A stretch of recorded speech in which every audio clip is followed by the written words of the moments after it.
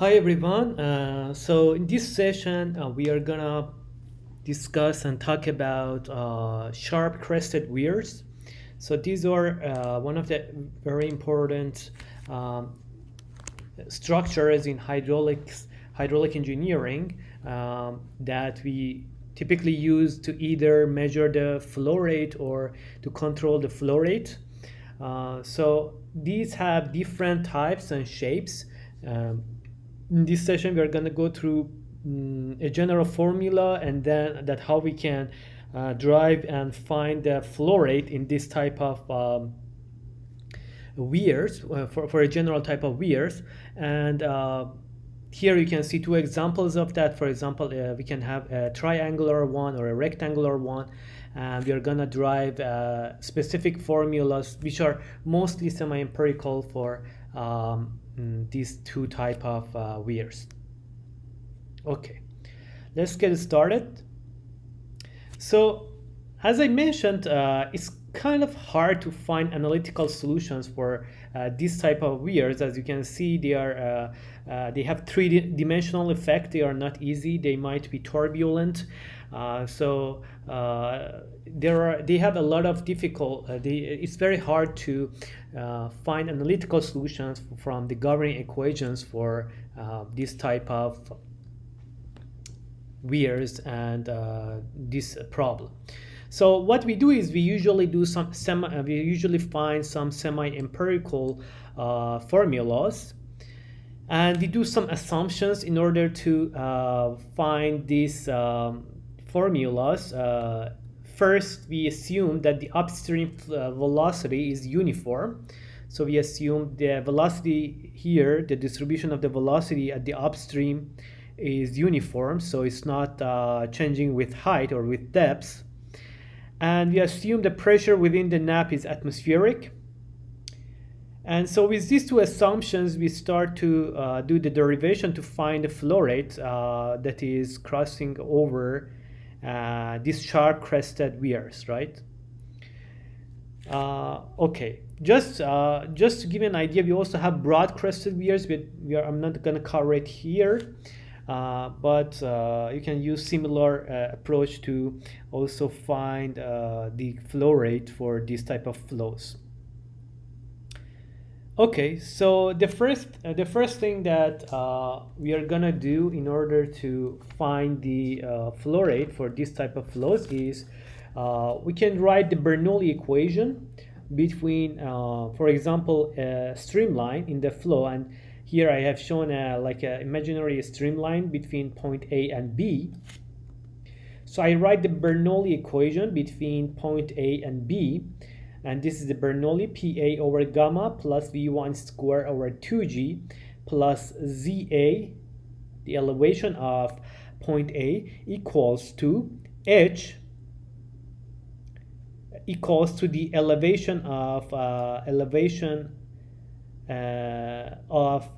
the weir here, and also we assume that the pressure here is almost is atmospheric, so we assume that's 0, and so the elevation of this point is going to be h plus h plus pw minus this small h, which I showed here.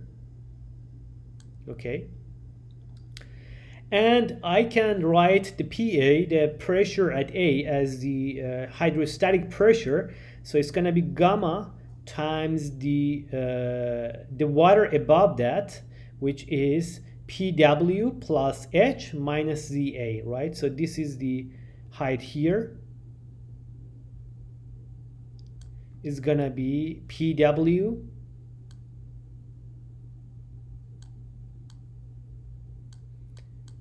plus H minus ZA, right? So this is the height here.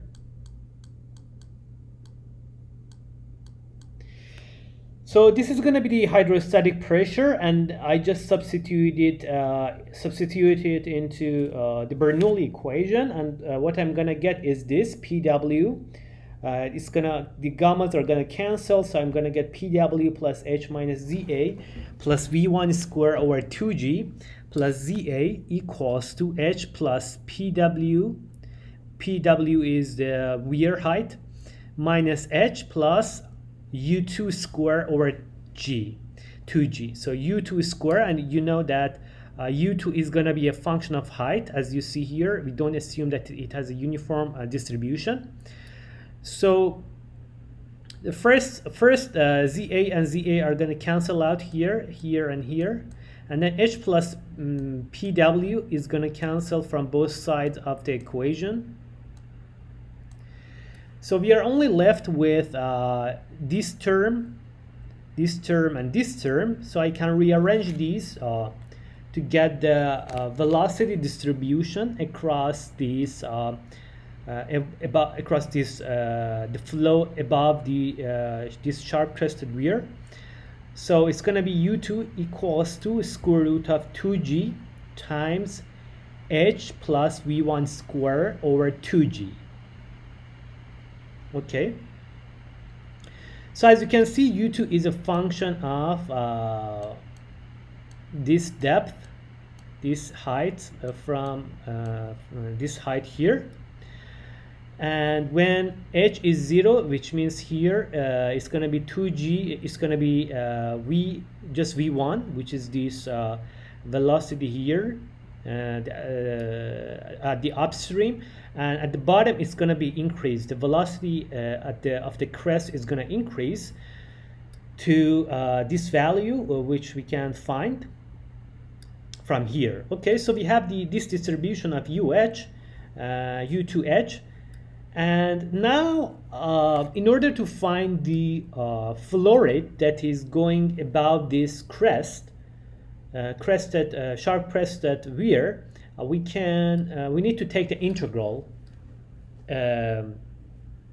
for all these small sections about that. Okay. So here you can see a cross section of this. So this is like a weir, and then here you see the cross section of that. It can have different shapes. It can be a rectangular shape. It can have a rectangular shape, or it can have a triangular shape, or even it can have curvature. So here I'm gonna assume I'm gonna teach you how you can find the flow rate for a general shape of a sharp-crested weir. So what you need to do is you get a small section of this, okay, with small element which has like a depth of dh, okay, the depth of dh, a small element, and it has L. The length of it is L. We write it as L, and you need to take this integral over the whole surface, because as you know, Q is VA, right? And so what I'm gonna do, I'm gonna calculate the Q for all these small elements. So that is like dQ, which is gonna be here is gonna be U2H is a function of the height times dA,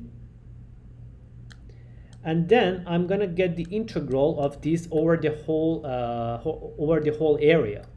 So this is what I'm doing here. So Q is gonna be the integral of U2 times dA, the area of this small element, and then I'm taking the integral from h equals to 0 from here to h, okay, across this. So instead of dA, I'm gonna write L times dH. Okay, so this is just dA. And then I have all these things, and based on the configuration and the shape of the weir, I can calculate this integral. Okay. So for a rectangular weir, this L is gonna be constant, right? So I'm going to show the formula, the final formulas for you for a rectangular and a triangular weir. So for a rectangular weir, this L is constant, right? Because it's going to be something like this, right?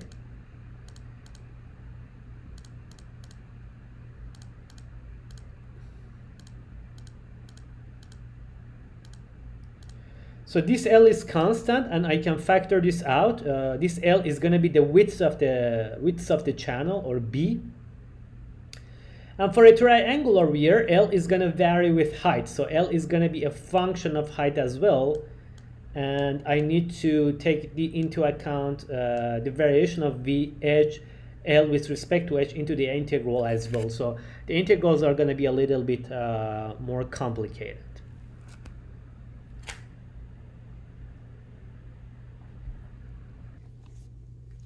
Okay, so now if you want to find the flow rate, you need to, as I said, take the integral for any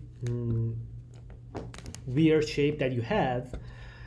So for a rectangle, here I'm going to show you the final results for rectangular and triangular weirs. So for a rectangular weir, L is constant.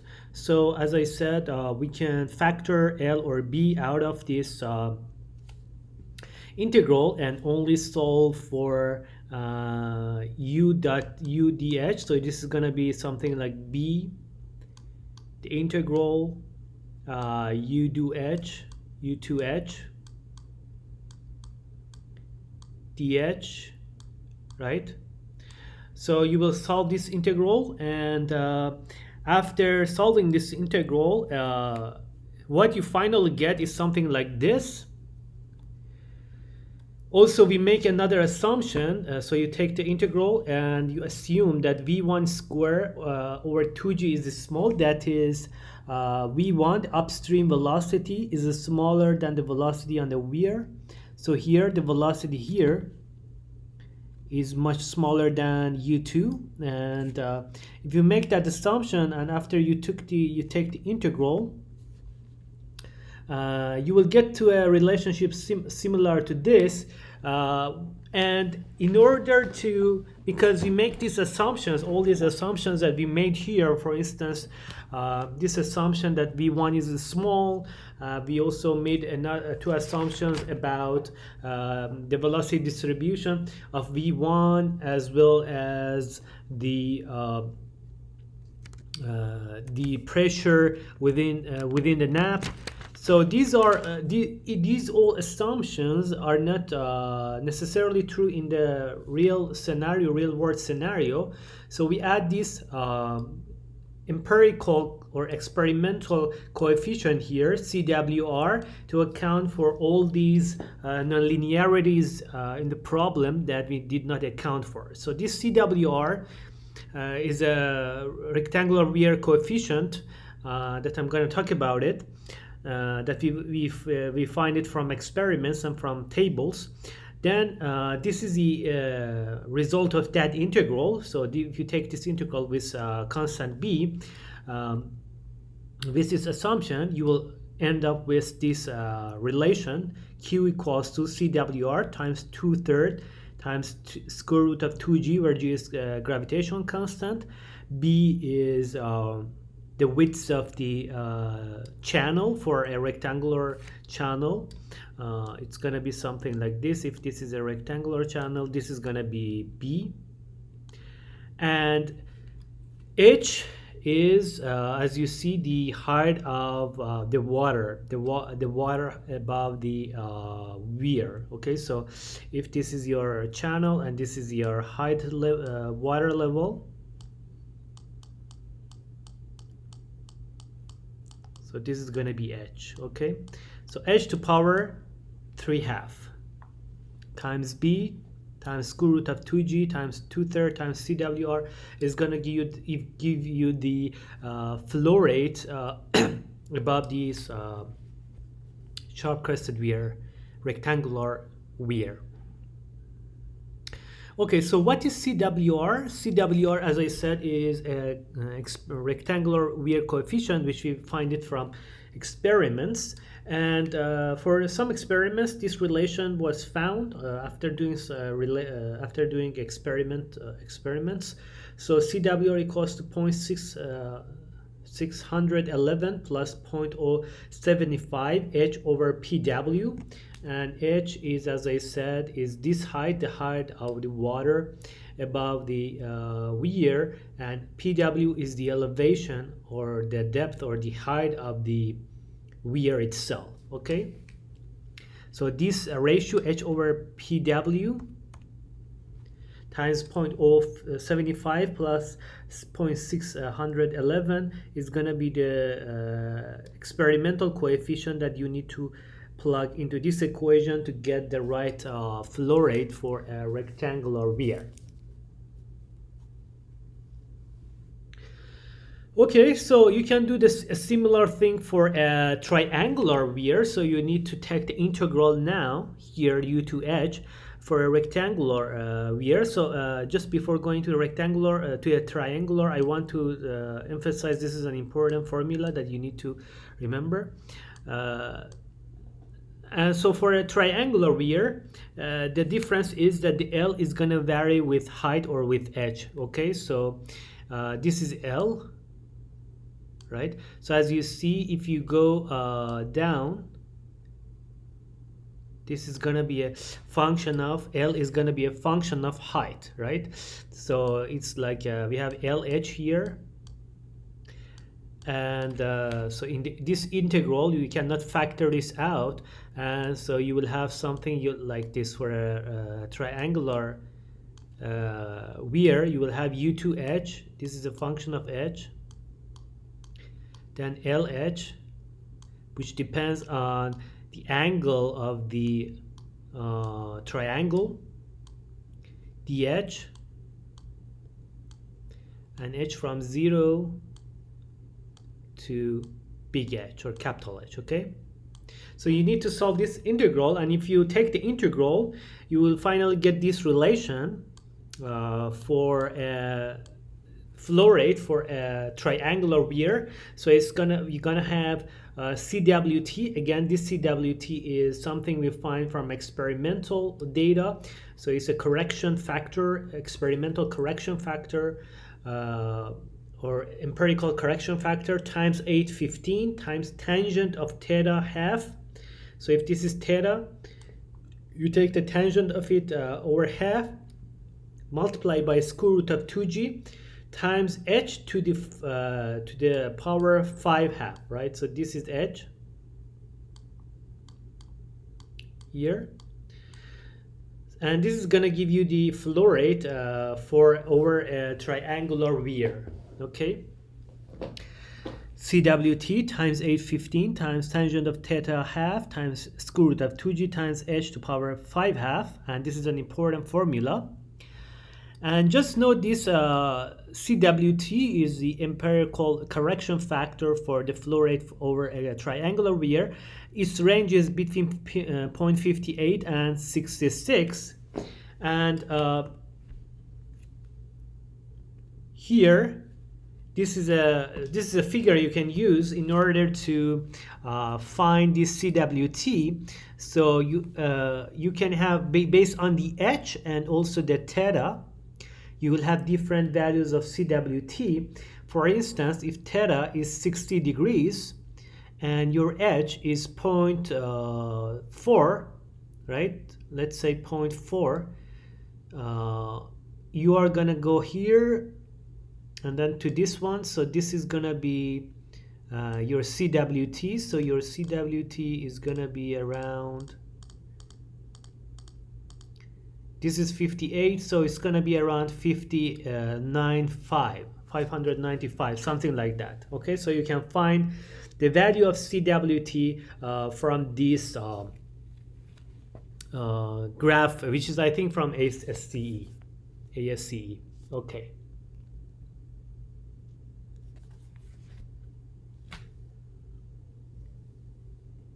Okay, so these were the semi-empirical relations that we are using for designing or knowing the flow rate for sharp-crested weirs.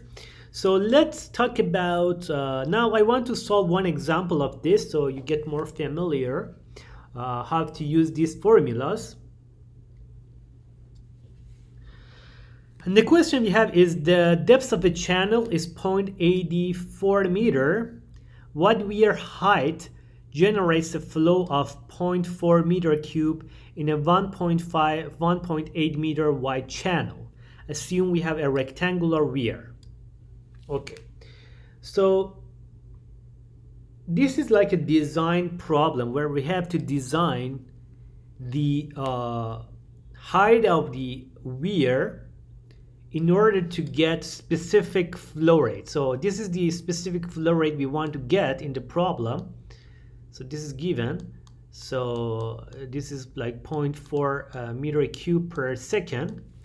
And we know the configuration of the channel. So it's a rectangular channel with 1.8 meter width and 84 meter height. Okay, so it's something like this. So this is 1.8 meter, and this is like 0.84 meter.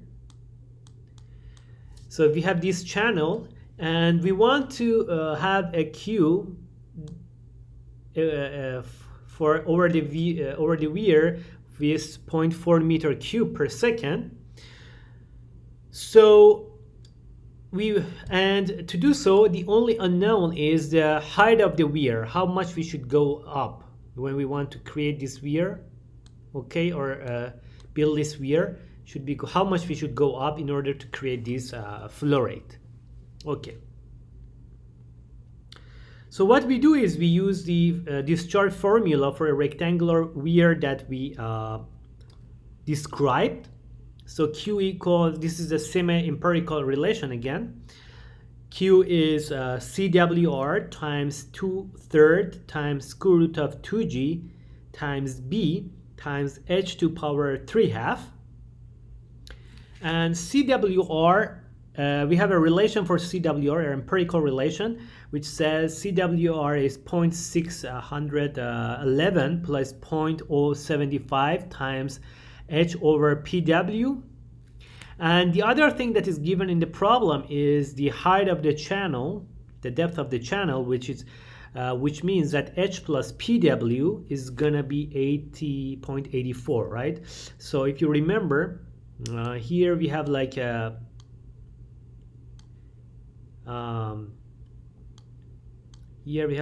sharp-crested weir, and then we have the water height here, right, above that. Okay, that is flowing this direction. So this height is H, the height of the water above the weir, and this height is PW, okay, the height of the weir, okay, and this is what we want to design. So this is the only unknown in the problem. We want to know what is PW, and in order to know this, we, instead of H, I know that H plus PW is 0.84. I'm gonna replace H with 0.84 minus PW everywhere, right? So we know that this depth is 0.84.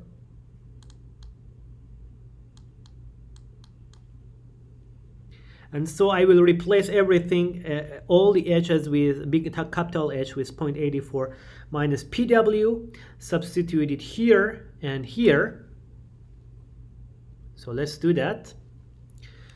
So CWR equals to 0.611 plus 0.075 times, instead of H over PW, I'm going to write 0.84 minus PW over W. And this is gonna give me minus 1, 84 over PW minus 1.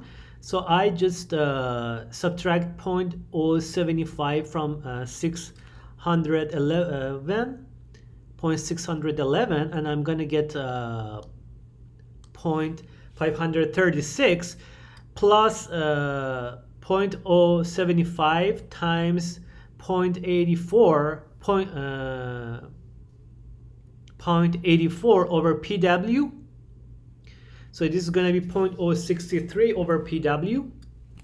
And so here I don't have anything from H, and everything is written as a function of PW. Okay. I will also replace H in the Q relation, the flow rate relation. So I have and also I will replace, and also I will put CW here. So CW is going to be 0.536 plus 0.63 over PW, okay, times 2/3 times 2 times 98481, square root of that, I take the square root of that, times B is given in the problem, which is 0.8, 1.8, times 0.84 minus PW, which is this H, okay, so this is just H, to power 3/2, okay? And I know this equals to 0.4. This is what I want to design for, and this is given in the problem, 0.4 meter cube per second, okay? So I just rearrange the terms. I will get, and to cancel out and rearrange the terms, I will get 0.075 equals to 0.536 plus 0.063 over PW times 84 minus PW over 3.5, okay? So I just rearranged the terms here. I got to this relation. And after that, as you see this equation, I only have PW. So everything, I just need to find PW here, and PW is the only unknown here. I have one equation and one unknown. And so there are many ways you can solve this equation. Either you can simplify it by some algebraic equations and you can find an answer for that. You can plug it into your calculator in order to solve this and find the root of it. Or another easy way is to do trial and error. So you know the range of this PW, right? So this PW is between, it can be between 0 and 0.84. This is the maximum value it can have. So something between 0 and 0.84. So you will choose a value, something, for example, you can choose 0.5. Then as a start, you guess it, 0.5 meter. You put it into this relation and see whether it satisfies this equation or not. So you will get a sense whether, then the next time you will get a sense whether you have to increase or decrease it. So if you increase it to 0.4 or increase it to 0.6, so you can try different answers and then see which one actually satisfies this equation. So after doing this multiple times by trial and error, you will get that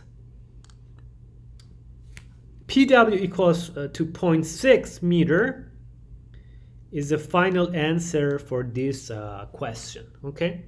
So 0.6 meter is gonna satisfy this equation and will be our design height for the weir. Okay, so we also can have broad crested weirs, but I'm gonna skip it here. But this was just an introduction for the weirs and the design of weirs, how you can use that. They usually use semi-empirical formulas and also slice gates. We also talked a little bit about it before, and they also use some semi-empirical formulas based on the experiments that have been done. And so these are the important hydraulic engineering elements that you would need to know in order to be able to design open channel flows. Okay, everyone, thank you very much. I hope you enjoyed and learned something new and useful as a civil engineer. Thank you.